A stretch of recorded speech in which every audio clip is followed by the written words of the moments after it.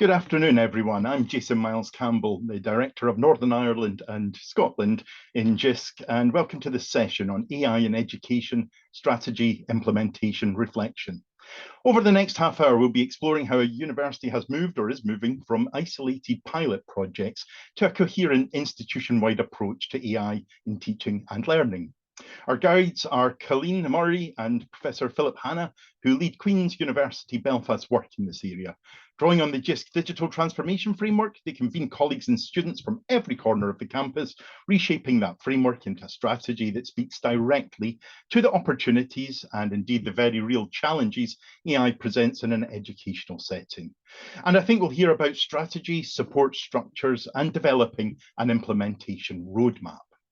Just as importantly, they'll be candid about what has worked, what hasn't, and why, inviting us into an open discussion on how we, too, might embed AI responsibly and effectively in our own contexts. Feel free to note your questions in the QA panel as we go along, as well as upvoting existing questions that are pertinent to you, and I'll open the floor for questions at the end. But without further ado, let me end this Gen AI created intro script, and I'll welcome Colleen and Philip. Over to you, Philip. Thank you, Jason, and we really are delighted to have a chance to share with you today. As mentioned, my name's Phil Hanna. I'm a Dean of Education at Queen's, also a computer scientist by background. We're very closely with Colleen Murray, who's one of our education project coordinators. And what we would like to do today is really to talk about the process, the journey we've been on at Queen's University, creating our AI in education strategy. And that's the front page you can see on the screen. We want to share a little bit about the journey we've been on. We will share the things that has emerged through this that we think are particularly important. We'll also share the challenges that we've encountered, and actually some of them that we continue to encounter, and hopefully at the end, we'll have a chance to discuss with you around your own experiences and your thoughts and your reflections on any aspect of this. If we go back to the start of this journey for us, and that wasn't too far into the introduction or the emergence of generative AI, so about 2.5 years ago. And back at that time, we had quite a lot of staff that were delighted and excited about this new technology and all of the things that it could do. And we also had quite a lot of staff that were horrified about this new technology and all of the things that it could do. So it was clear for us that we needed to put in place something to help us on this journey.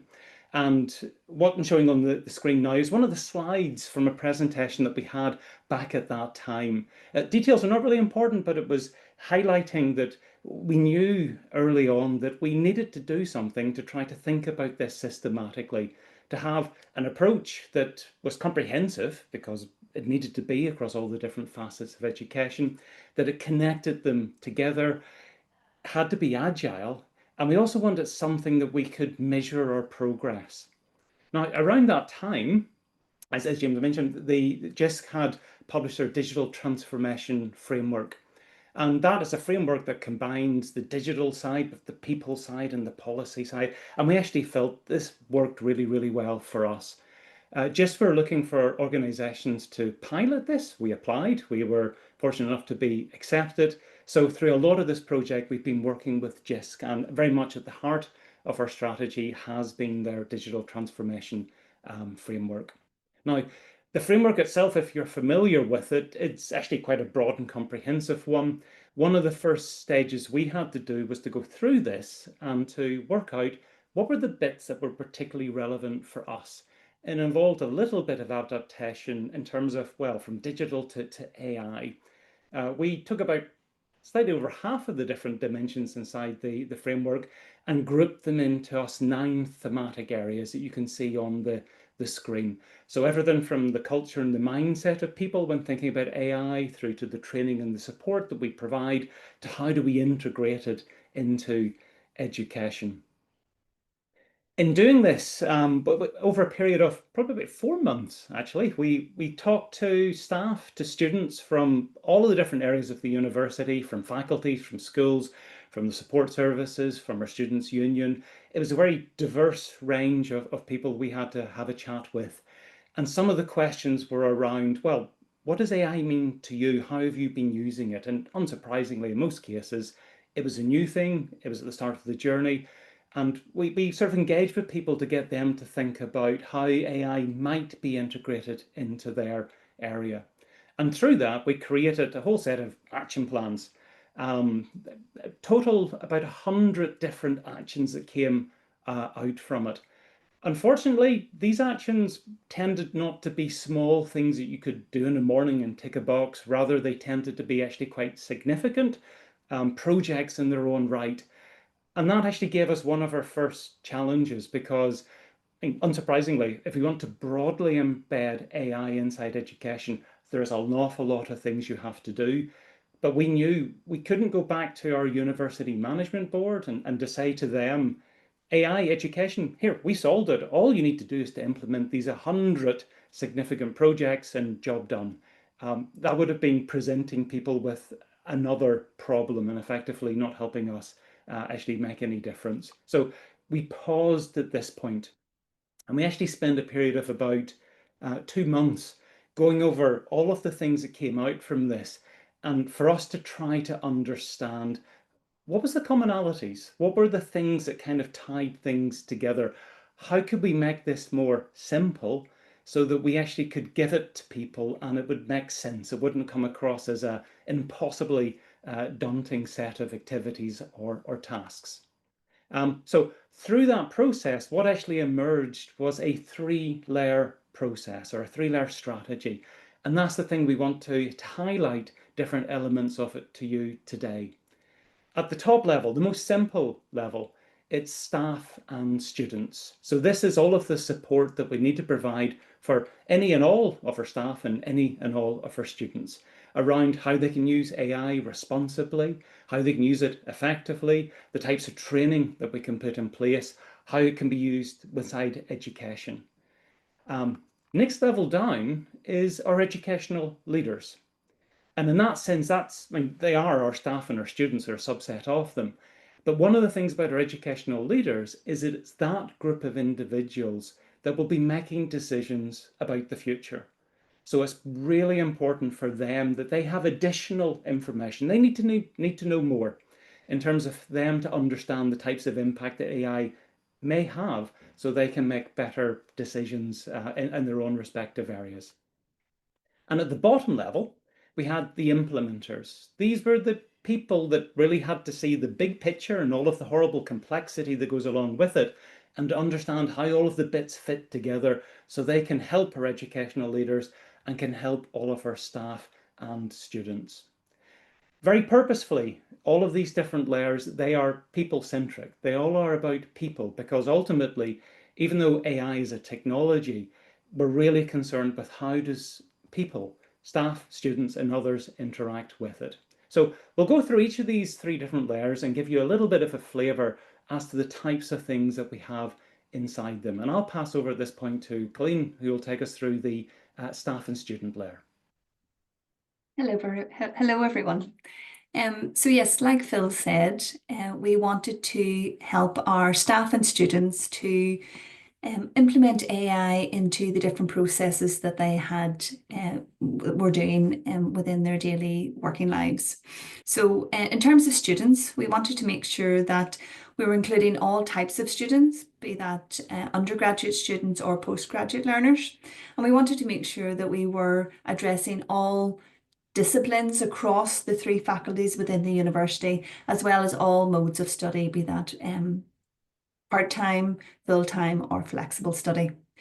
And the same applied for our staff. We wanted to make sure that the resources that we were developing were going to be relevant for both our academic staff and our professional services staff. Some of the key areas that we wanted to ensure that our resources targeted were developing skills to use AI successfully and responsibly, using it to individually enhance teaching, learning support and assessment activities, and also using it to individually improve efficiency and effectiveness of completed tasks, which I'll talk a little bit more about in subsequent slides. So the first thing that we had to think about was where are we going to host all these different types of resources? And this led us to developing the AI Hub. The AI Hub is really a one-stop shop for everything AI related. Our staff and students could go here and find out any information or training that they needed for whatever they plan to do. The AI Hub is split up into 5 different areas, which you can see on the screen here. The QUB position on AI, this contains lots of policies and guidance documents, which might be very relevant to the educational leaders.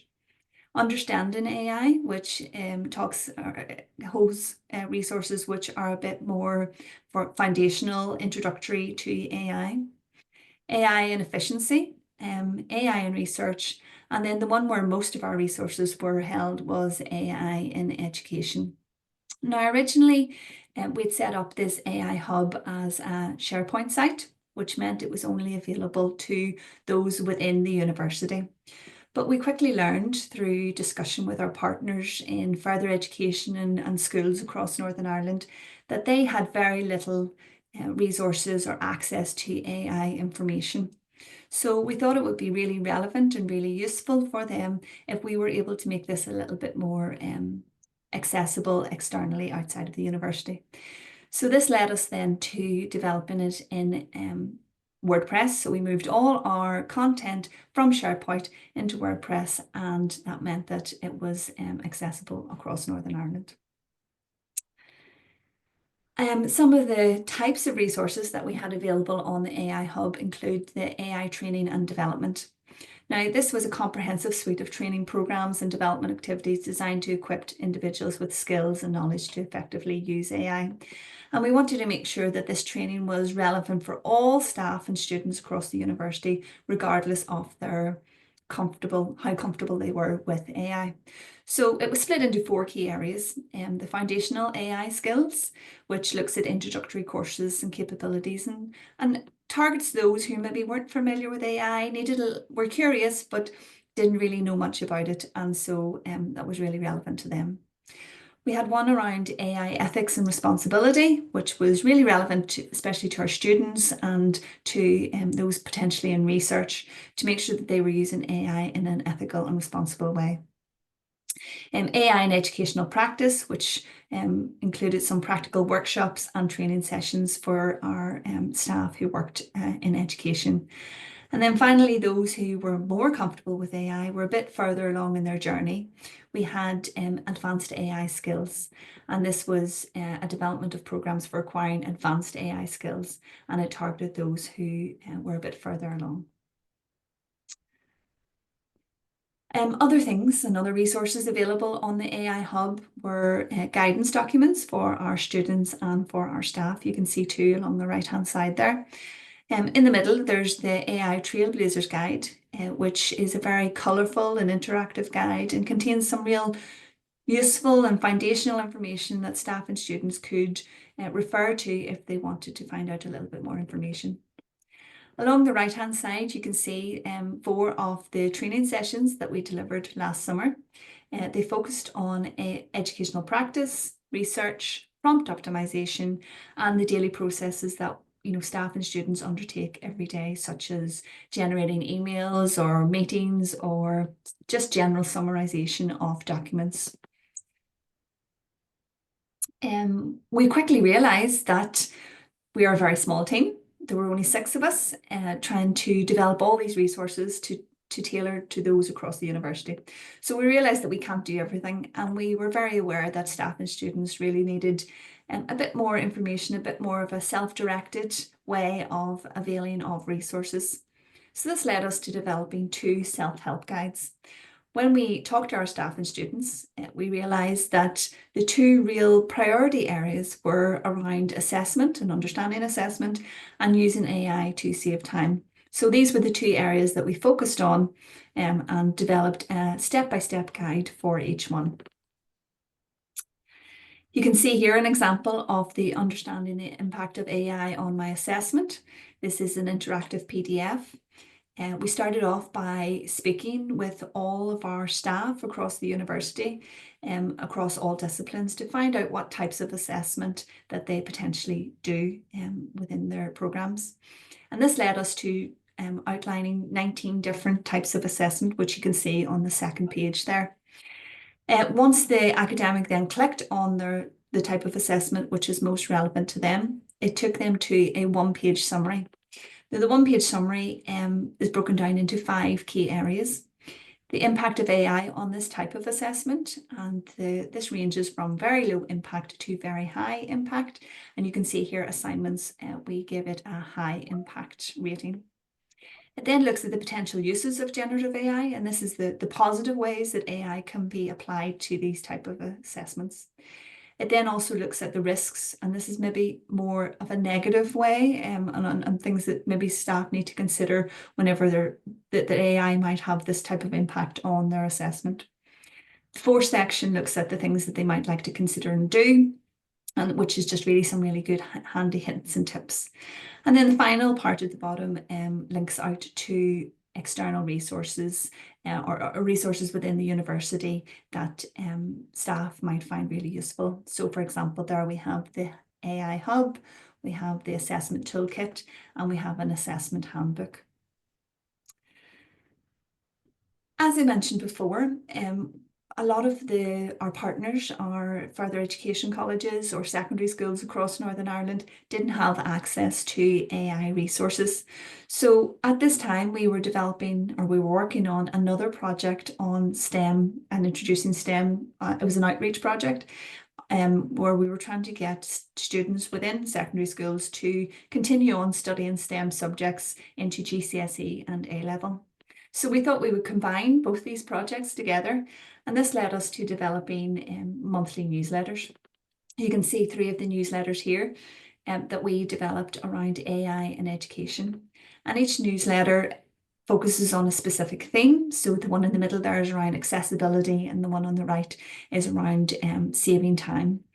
And these resources were really useful, and we've got really great feedback from our teachers about how they made use of them and looked at the external resources, looked at the training that we were providing, and even just the little quotes that they could look at, the thought of the month, as it was called on the newsletter.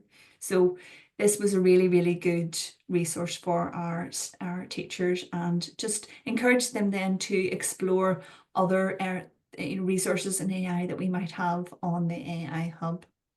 So that was everything that we did for our staff and students.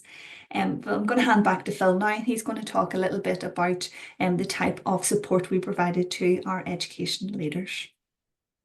Thanks, Colleen. So in terms of the next layer down, so what was covered there was available to all staff, and in fact everything's available to everybody, but what was covered is what we think is of most use to all of our staff and all of our students. The next level down is our educational leaders. And as a group, this is actually quite a broad group. It includes everybody from our PVC education down to program leads inside schools, to staff student representatives, to student leads, to service leads. So overall, it's a collection of probably getting onto a couple of 100 different individuals. And the particular support that they needed, it was around helping them understand what the future might be like and the types of things that they should be thinking about when they're planning for the future.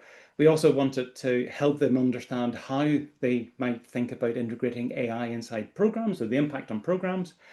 And even though this kind of predates a lot of the current emphasis at the minute on financial sustainability, we knew that AI offered a lot of opportunities to help people become more effective and more efficient, and that's always welcome, and we wanted to build that up as well.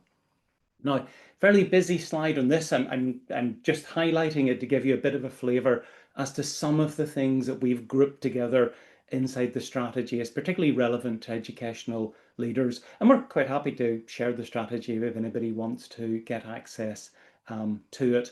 But it's you can see some of the stuff there. So it's around roadmaps and policies. It's reports looking at the future. It's around what does innovation look like. It's around best practice. It's around self-help guides for educational leaders as well. I want to, in the time that we have, just pull out a couple of elements that we think are particularly important, or certainly have emerged as being particularly important through this process. The first one is around things like roadmaps and policies and guides. yes, in and of themselves, they're absolutely important. It includes things like having a roadmap so people can understand the timelines we're trying to work against, about what is values and behaviors as they relate to AI or equity and inclusion, accountability and responsibility, and so on. But one of the things we've absolutely learned through the work that we've done is that these policies can't just be a document that sits up in a web page somewhere with a last updated tag that occasionally gets updated once or twice a year. They genuinely do need to be documents that are relevant to people in roles, and people, if people don't use them and if people don't find them useful, then they're just words in a piece of paper and don't actually have that much value. So in terms of us creating those, what we find is that it's incredibly important to actually go to the people and to ask them what challenges you have, what questions do you have, and they're the types of things that we embed inside it. And for the values and behaviors, if like the bedrock of what we're doing, but we've a project running which is more of a sort of a citizens assembly type of approach to try to get that bottom up set of ideas to make sure that is owned by all of our staff and our students. Two other things just to quickly mention. One is around the what we're calling horizon reports. So these are the pace of progress is immense. So these are new technologies and new capabilities that have emerged, and in 2, 3, 4 months, whatever length of time, but not too much time, people will have access to. It's important we're keeping our educational leaders up to date on those. And it's also really important we're keeping them up to date about how jobs and skills are changing. And we need to have sort of foresight on this a couple of years out, because that's how long it takes us to change our programs and to put students through them. The other one is around innovation. This is an incredibly rich area for innovation, incredibly rich. So yes, we need to have, as part of the strategy, support for innovation. But moreover, we need to make sure when that innovation happens, we can disseminate it to, well, broadly, but absolutely to our educational leaders, because they're the people that can see things that are interesting and then go, oh, maybe I'll try that in my area. The final and the bottom layer that we have in our model is implementers. So those are the individuals responsible for putting in place all of the above. I'm not going to include too much of it here for reasons of time. There is sort of, again, if you want to have a look at the strategy, more than happy to share. But at this point, we're getting more into, from a governance perspective, how do we link it in? From the other types of services and existing departments inside the university, from our registry to our academic affairs to digital information services and so on, other points of linkage. But in essence, in terms of the implementation, I can sum it up quite simply. We need something that is agile and is quite fast in what it does. So in terms of the sort of project time, we need things that can be completed within 2, 3 months, within a semester comfortably. We need to be quite agile in terms of constantly reviewing what we're doing. So in terms of our rollout for this, we don't have a timeline that is multi-year, because we can't predict that far out. We have an approach that is based on semester to semester, with sort of updating that as we go along.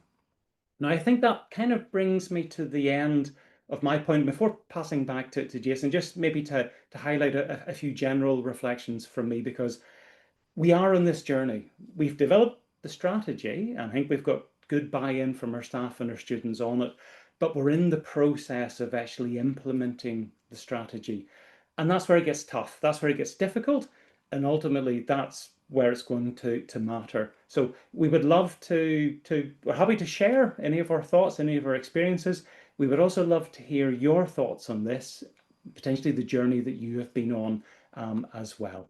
And if you do want to follow up with us after this, you've got our contact information on the screen. We would be delighted to follow up with anybody on it. So at this point, I will stop sharing and I'll pass back to Jason.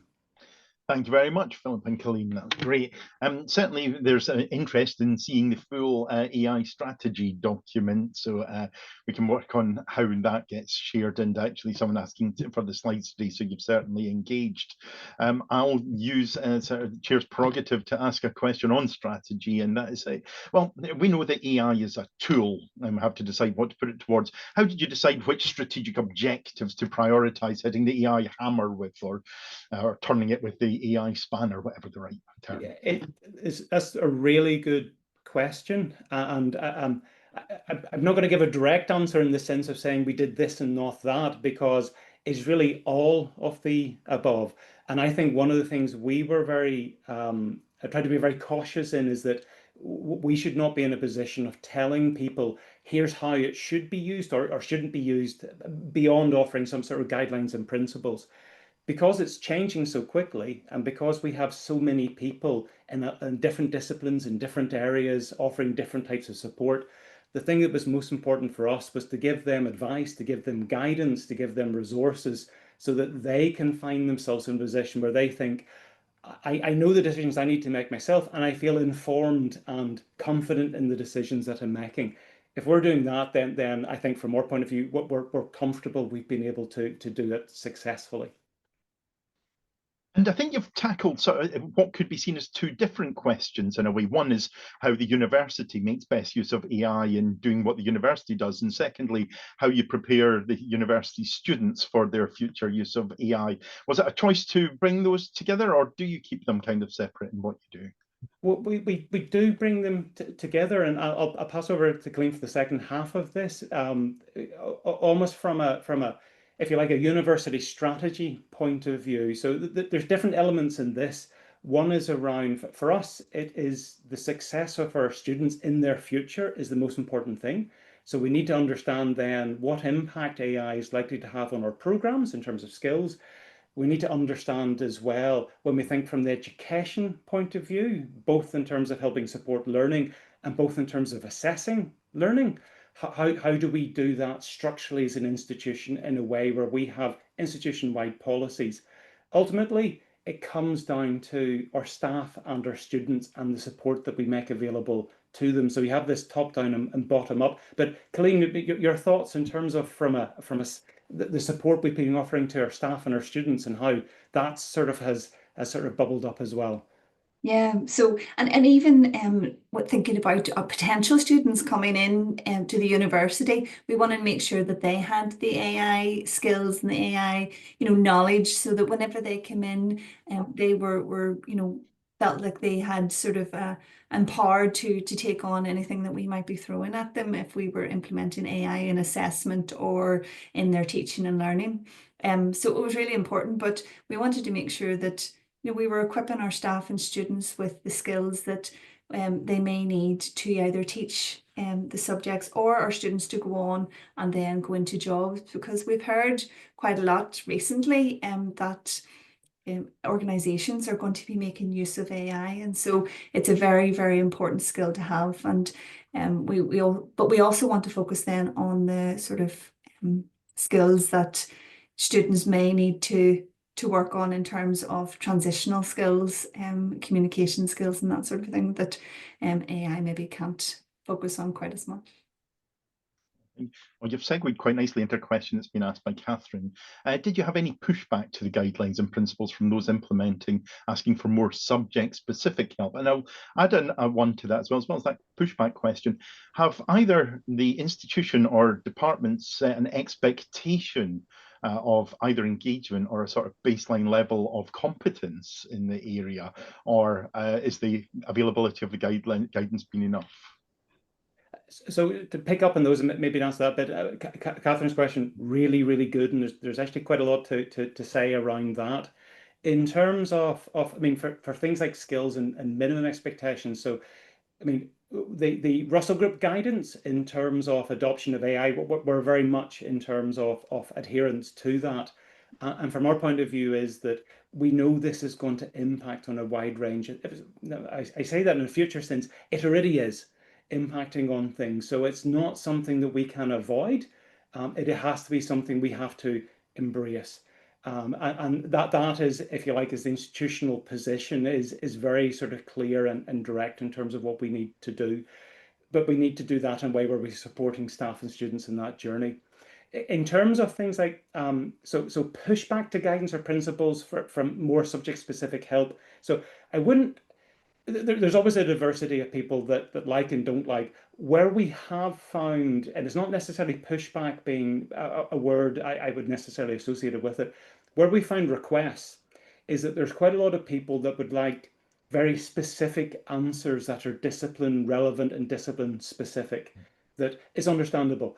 If we have something that's uncertain, give us a direct answer, please. Give us a clear answer, please. Give us something that's actionable. And that's really understandable, but people want that. We found that really difficult to do because one of the things we know about AI is that the impact it will have on different skills differs, and disciplines teach different skills. We also know that from a learning point of view, we want to make sure that we're using AI in a way that does not replace the learner's cognitive effort. If it does that, it's very damaging to learning. We need to use it in a way that supports the learner's cognitive effort. But to do that meaningfully, it has an assessment-specific understanding. You need to understand the assessment. What are the learning outcomes for that assessment? What are the activities that they are doing? How can AI be used in a way that is supportive on that? So we can provide generic content, we can provide advice, we can provide a guidance. The one thing we can't do is to apply it at a very granular level inside modules. And that's where it's really important for us that we, for all of our educators, we give them the skills that they feel confident that they can do that. And we also go to our learners and we make sure from our learners' point of view that they are also clear in their own minds about how they can use it in a way that's going to be helpful to them as opposed to harmful. That's hard to do because there we're trying to support a population of 25,000 students and some thousand staff.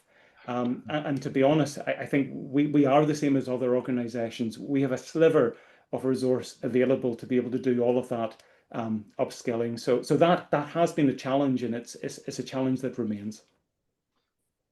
Thank you very much. Well, this conversation is going to continue, and indeed there's two great questions that we haven't managed to get to, but this brings us to the end of the time for today. So can I give my thanks to Philip and Colleen for, first of all, the choice to make the Queen's AI Hub externally accessible, because as Tom mentioned in the chat, it's a treasure trove and definitely worth looking at. And very much thanks for an engaging presentation today describing your journey that you're on, and much we can learn from. There's now a break until 3:10, when we'll be back with our final keynote of the day, Nurturing Skills Development in Immersive Spaces.